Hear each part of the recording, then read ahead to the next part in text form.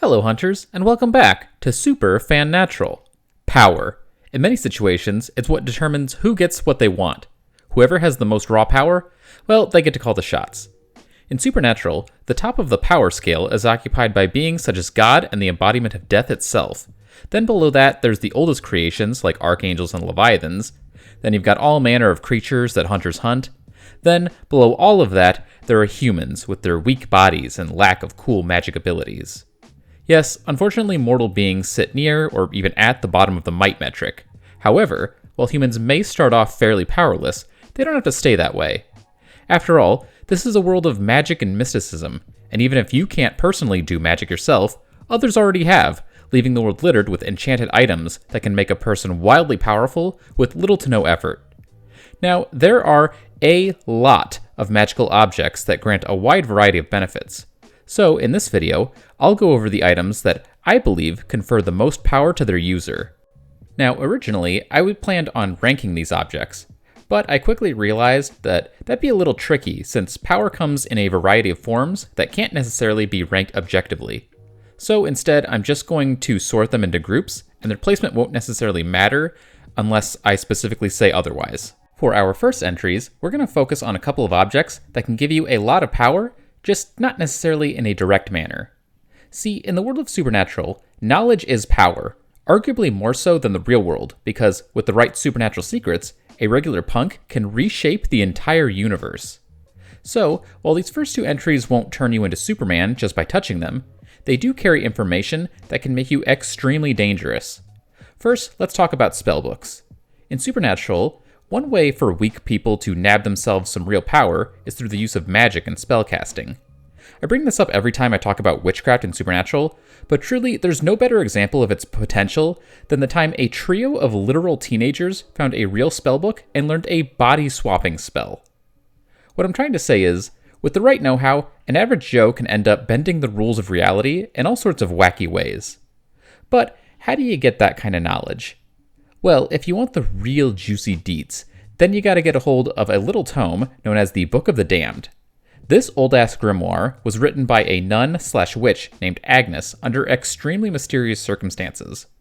According to the legend, she began having visions of darkness from which she gained all sorts of spicy secrets that were recorded in a damn book. That's sick and all, but what exactly does the book do? Why is it so powerful? Well, unlike everything else in this video, the book won't directly transfer power to you, but if you can crack its code, you'll be provided with some of the most powerful spells in the show. Among its contents are a time travel spell, a ritual to communicate with someone trapped in Lucifer's cage, a healing spell that can even repair damage from an angelic nuking. There's even a spell that can revive the dead. However, the most impressive trick that the book offers is a spell to remove the mark of Cain. I'll talk a little bit more about the mark later, but for those who don't know, it's a bit of god magic. The book has spells that can undo god magic. If that doesn't qualify for this list, then I just don't know what does. Still, it definitely can't go any higher than the bottom spot for a couple of reasons.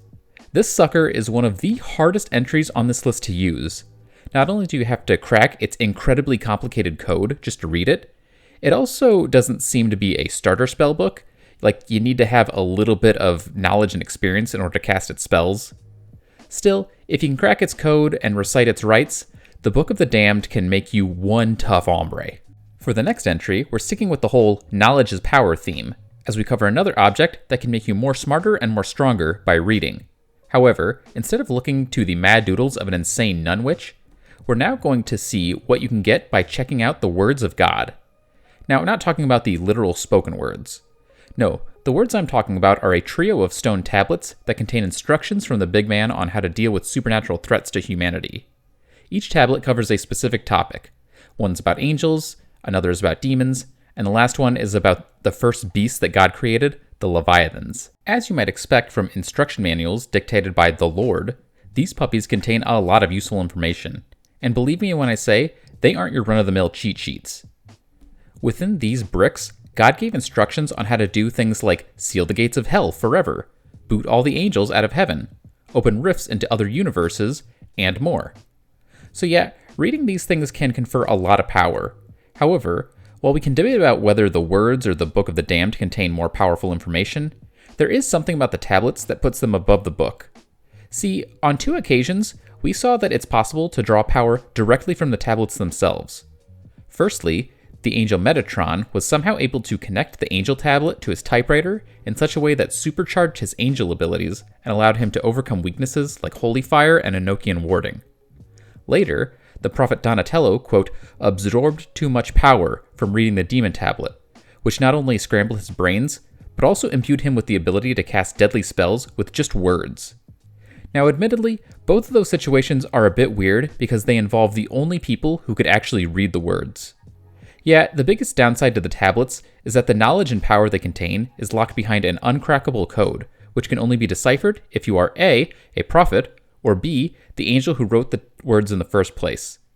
Still, they hold a potential to fundamentally reshape the world of Supernatural, so I've got to put them on the list. Magical knowledge is one way to become powerful, but it's not always the best route for rapid results. Like, say you're being hunted by a dangerous creature, one that's really difficult to put down.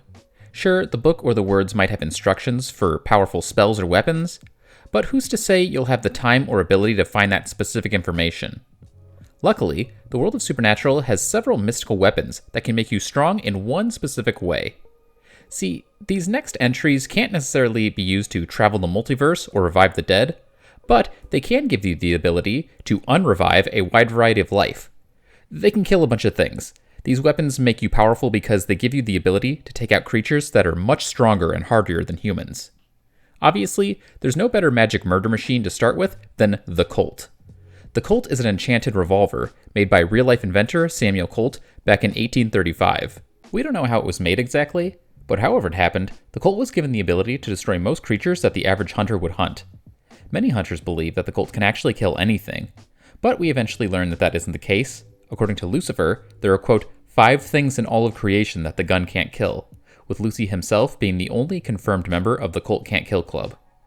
There's a lot of debate around the other 4, but most fans seem to agree that the primordial beings like God and Death don't count because they are beyond creation. So it has limitations, but the Colt is still really deadly, as it's proven capable of slaying ancient and powerful beings such as the Princes of Hell and Alphas. It's also pretty easy to use, as it works just like a modern firearm. It's not like a flintlock pistol or anything. Now, its magic properties only work with special bullets, but they're pretty easy to make if you know how. Also, if you want more information about the theories about the Colt, I made a whole video about it, so check it out. The Colt may be the show's most iconic super gun, but it's not its only one, nor its most deadly. Those distinctions go to a little item known as the equalizer. The equalizer, aka the Hammurabi, is a magical gun created by God himself in 2018. Like, we literally see him bring it into existence in the show. It was made for a very special purpose, killing the nearly unkillable Arch-Nephilim, Jack, who had gone a little bit off the rails. According to Chuck himself, the equalizer can kill anything, though the way it works is a bit strange. Basically, the gun didn't fire normal bullets. Instead, it shot out a beam of energy that forms a magical link between the one who shoots and the one who gets shot, which causes both parties to experience the same damage. So, if you blast someone or something in the heart, your heart also gets blasted. So, you have to sacrifice yourself to use the gun's full power. However, doing so gives you the ability to take out virtually anything. And when I say anything, I mean that it seems like it could even kill God himself. We don't technically know if that's true, but the gun can at least hurt him to the point of cutting him off from some of his powers, and it scared him enough for him to send someone else to destroy it. If the gun could gank God, then it was arguably the most powerful and dangerous object in the multiverse, since it had the ability to break reality. See, in Supernatural, God has a twin sister who is the yin to his yang, and it's a fundamental rule of reality that both siblings need to both exist or not exist at the same time. So, if anyone besides Amara were to kill God with the equalizer, then all of existence would descend into indescribable chaos. I'm not gonna lie, before the gun got destroyed, I was extremely sure that Amara shooting her brother was going to be how God was defeated, but ultimately that didn't happen because it got melted down beforehand. Those are really the only 2 fabled firearms worth discussing, but we're not quite done with superweapons. After all, how could we possibly gloss over the instrument of death carried by, well, death? Yes, as in many depictions of death, Supernatural's version of the Head Reaper carries around a magical scythe/sickle that packs a powerful punch. While we don't know the full extent of its homicidal abilities, we do know that it can slay angels, demons, and reapers. Now, if that's all it could do, then it wouldn't be on this list since angel blades have the same power, but we do know of one thing that this ferocious farm tool can take out that angel blades can't: death itself. Yes, this thing is so dangerous that even a small scratch is enough to kill the embodiment of death. There's also the fact that the original death claimed that he would eventually reap God, which makes me think that the scythe might also be capable of capping the creator, though that's not confirmed. Still, anything that can kill death definitely deserves to be mentioned here. That's pretty much it for supernatural WMDs. There are a couple other wonder weapons that could arguably be on this list. However, their powers are either too vague or are locked behind specific use conditions. For example, the Archangel Blade is a fancy angelic dagger that's one of the very few things that can gank archangels, but it only has that level of power when wielded by another archangel. There is one more Super Slayer I'm going to talk about, but its abilities are linked to a much more powerful object. Remember how I mentioned something called the Mark of Cain? Yeah, it's kind of a big deal. It may look like a weird tattoo, but in reality, it's a magical seal whipped up by God himself to lock away his twin sister, the Darkness. The Darkness is the cosmic force of destruction. Before she got locked up, God couldn't really create the universe because she would just obliterate anything he made. As such, the magic mark that binds her prison is pretty potent stuff. Those who bear it are not only immortal, but also borderline unkillable. Like, OG Death made it seem like even he couldn't kill someone branded with this sick tat.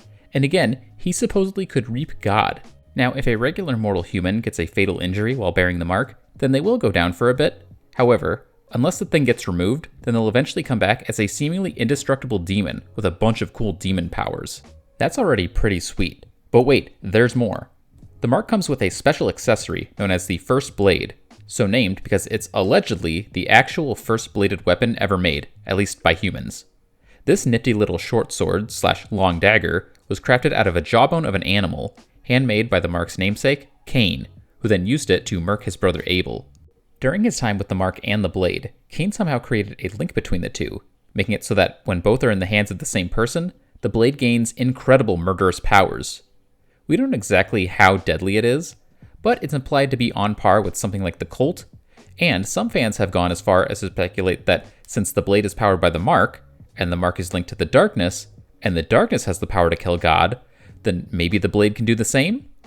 Even if you don't buy that, the bone is canonically the only thing that can put down someone with the mark, though in order to do that, you have to first get a copy of the mark onto someone else, and then that person has to do the putting down because the marked one can't take their own life, even with the blade.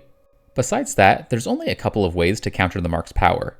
You can get rid of it with the aforementioned spell from the Book of the Damned, but that's pretty tricky. You could also banish the bearer somewhere isolated like another universe, but I'm not entirely sure if that would solve the problem. See, as you might expect, something this powerful comes with a cost. The most notable downside to the mark is its tendency to draw out and amplify the bearer's worst qualities, eventually turning them into an angry, violent psycho. It is possible to resist the mark's pull, but doing so requires Herculean effort.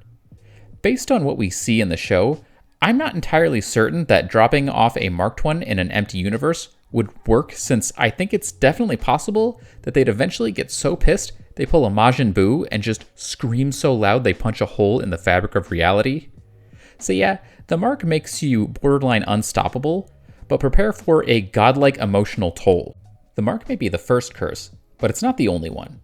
Cursed objects are one of the show's favorite monsters of the week, and while most of them don't dish out anything positive, there are a couple that come with some tantalizing benefits, which may just be worth the heavy cost.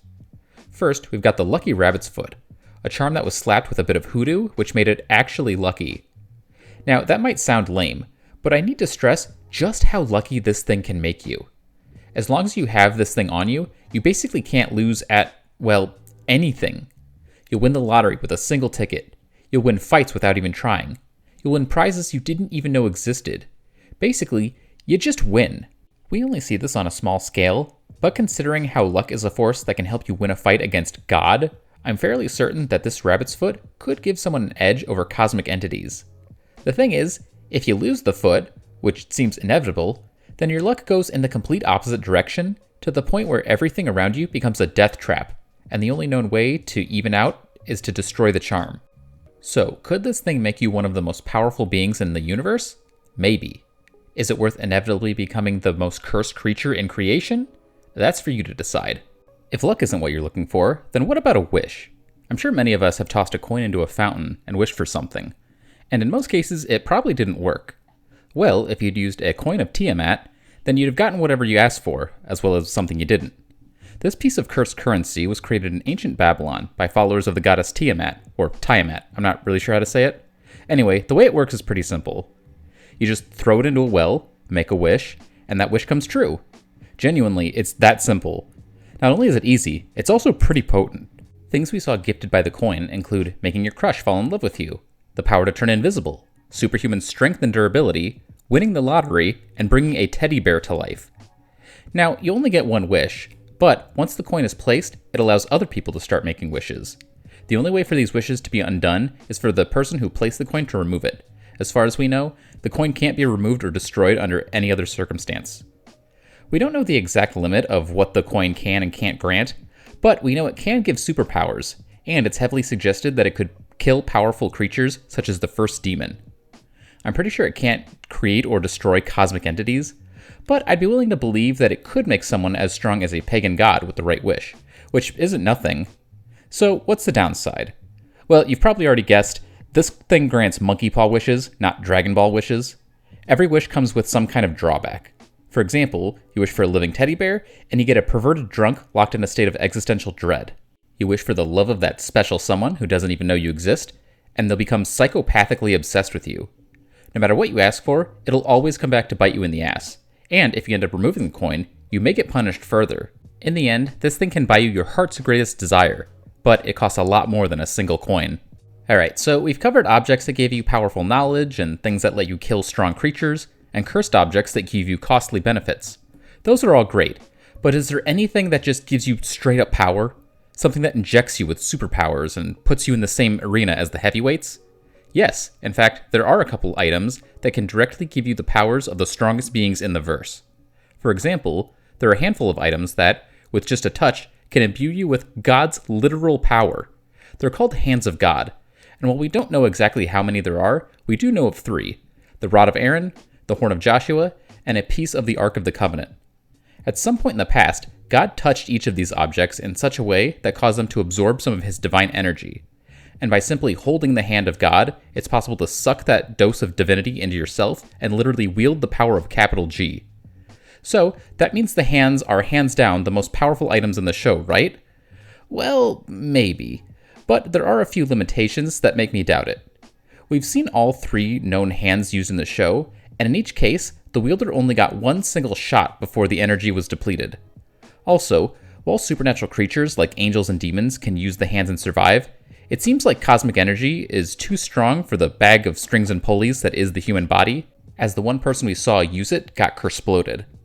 Now, it might theoretically be possible for a human to quickly use the god magic to transform themselves into a more powerful entity, thus allowing them to survive and making them stronger than before. However, we don't actually have any hard evidence that the god power can be used in that way. We've only ever seen the hand's power used for destructive blasts, so while I could believe that it could do either stuff, we don't know for sure. Still, even a single blast of literal god magic is an incredible amount of power, and under the right circumstances, it could put you in the same weight class as cosmics, even if for just a moment. So the hands are pretty potent. However, there is another way to gain primordial power, one with no clear limit on how much it can be used. Earlier I talked about Death's Scythe, which arguably makes its wielder a bit like Death. Thing is, Big D carries another accessory which, if handed off to someone else, can quite literally make that person Death. See, the Head Reaper wears a mysterious ring, and if someone else, even a random schlub off the street, puts this thing on, they will seemingly gain all of Death's powers. If you haven't seen the show, then you might think that that just means that they can kill with a touch, and that is one trick that the ring grants. However, Death can do so much more than that. Some of the things we saw Death do include raising the dead, stopping time, summoning a storm capable of leveling Chicago, creating a lunar eclipse, traveling to the deepest part of Hell and back in a couple seconds, and rescuing someone from the inescapable cage at Hell's center. The original Death also claimed that he'd be able to remove the mark of Cain and reap God, so there's that. To really sum it all up, Death is one of the top 5 most powerful beings in the history of Supernatural, and by putting on their ring, you have access to all of that power. There's not even really a downside. I mean, if you goof off and don't do Death's job, then people will start dying in the wrong order, which should bum you out if you're a good person. Other than that, though, there's no real cost to using this insanely potent piece of jewelry. Just, good luck getting your hand on it. We're coming to the end here, and by now I've given you guys plenty of ways for puny people to procure power. Before I go, there's just one more type of super item I want to talk about, and it's actually something that nearly every human in the world of Supernatural already has: their soul. We're told repeatedly throughout the show that souls carry a lot of power within them, so much so that they're compared to suns or nuclear reactors of pure magical energy. It's not just talk either. We got to see soul power in action, and it's pretty impressive. Things we see pulled off by a single soul include time travel, magical healing, energy blasts, life extension, and most impressively, the destruction of an archangel. Now, admittedly, doing any of that requires special knowledge, and many of those tricks permanently burn away bits of the user's soul, so if that's all there was to soul power, then it'd be cool, but not all that impressive. Thing is, if you're somehow able to get a hold of a few more souls, then you could pool their collective power in order to increase the magic at your disposal. At several points in the series, we see people use soul power to enhance themselves to some pretty ridiculous heights.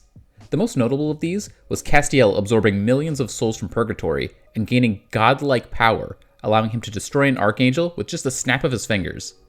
Later, we were told that by concentrating the light and energy of enough souls, it's possible to kill the darkness, who, might I remind you, is the primordial force of destruction, and she can be destroyed by souls.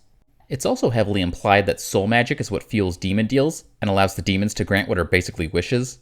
Based on all that, I feel pretty confident saying that by taking in enough souls, even the puniest creature could approach the level of the Almighty himself. The question is, how could a human get a hold of that many souls? There are actually a few ways. There's a spell that casts use to suck up Purgatory, however, that requires the blood of a Purgatory native and can only be performed during the eclipse.